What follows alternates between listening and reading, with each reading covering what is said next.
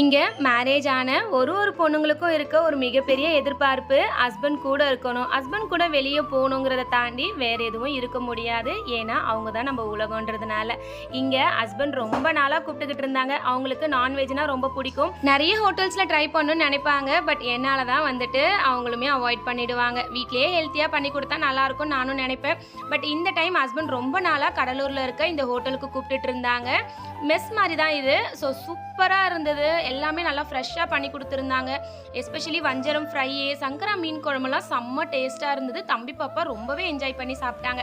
அப்படியே அங்கே கொஞ்ச நேரம் டைம் ஸ்பெண்ட் பண்ணிவிட்டு வர வழியில் டோல்கேட் தாண்டி இங்கே நிறைய செடி கடைங்க இருக்குது. ஒரு செடி 10 ரூபாய், 20 ரூபாய், 30 ரூபாய் அந்த மாதிரி தான். அது ஏன் தெரியல, செடினாலே அவ்வளோ பிடிக்கும். அதை பார்த்தாலே ஏதோ மினி சந்திரமுகியாக மாறின மாதிரியே ஆகிடும். அப்படியே கொஞ்சம் செடியெல்லாம் வாங்கிட்டு வீட்டுக்கு வந்து கொஞ்ச நேரம் ரெஸ்ட் எடுத்துட்டு நைட் ஷோ சந்திரமுகி 4 தான் போயாச்சு. இன்னைக்கான நாள் எங்களுக்குன்னே